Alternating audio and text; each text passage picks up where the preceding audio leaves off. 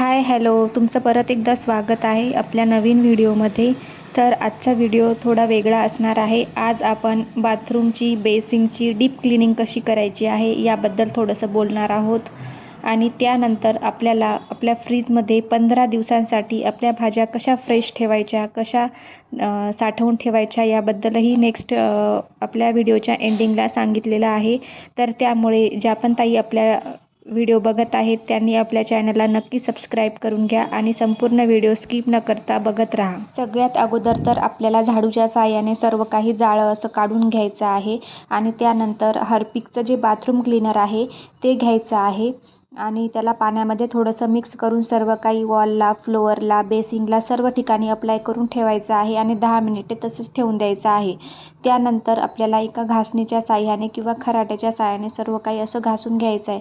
नेहमी 8 दिवसाला किंवा 15 दिवसाला जर आपण अशा प्रकारची क्लिनिंग केली ना तर आपला बाथरूम कधीही घाण होणार नाही किंवा कितीही तुमच्या बाथरूममध्ये डाग वगैरे असू देत ते लगेचच निघून जातील. त्यामुळे बाथरूमसाठी हार्पिक जे आहे बाथरूम क्लीनर ते खरंच खूप इफेक्टिव्ह आहे.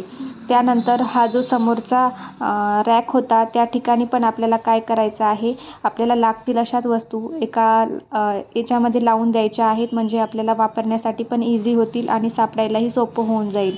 त्यानंतर आपल्या बेसिंग आहे त्याच्यासमोरची हे जो फ्लोअर होता त्यालासुद्धा घासणीच्या साहाय्याने छान असं घासून घेतलेलं आहे आणि सगळ्यात शेवटला आपल्याला पाणी टाकून सर्व काही घासून वगैरे झाल्यानंतर पाण्याने सर्व काही स्वच्छ असं धुवून घ्यायचं आहे.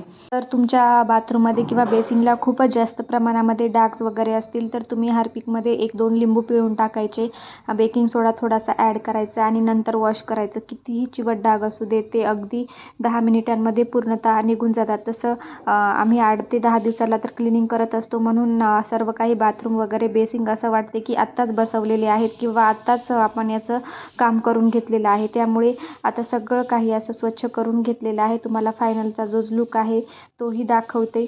आता तुम्ही स्वतः बघू शकता बेसिंगच्या इथलं बघा किती फ्रेश वाटत आहे. असं कुठंतरी तुम्हाला डाग वाटत आहे का, तर तुम्ही याप्रमाणे नक्की क्लिनिंग करा.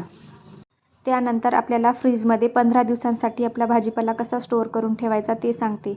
आता मार्केटमधून छानपैकी पातीचा कांदा, कोथिंबीर, त्यानंतर मेथीच्या 2-3 जुड्या आणल्या होत्या, गोबी, बटाटा असं सर्व काही असा फ्रेश भाजीपाला आणलेला होता आणि वाटाण्याच्या शेंगा देखील आणल्या होत्या. कारण सीझन सुरू असल्यामुळे सगळीकडेच वाटाण्याच्या शेंगा ह्या खूप जास्त विकायला आलेल्या होत्या.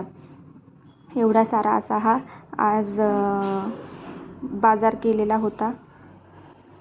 त्यानंतर सगळ्यात अगोदर आपल्याला काय करायचं, आपला जेवढा पण भाजीपाला असतो ना तेवढा सगळा स्वच्छ असा धुवून घ्यायचा असतो आणि स्वच्छ धुतल्यानंतर काय करायचं, एक असा सुती कपडा घ्यायचा आणि प्रत्येक याला आपल्याला स्वच्छ असं पुसून ठेवायचं म्हणजे पाण्याचा त्याच्यामध्ये काहीही अंश असा मात्र राहिला नाही पाहिजेत.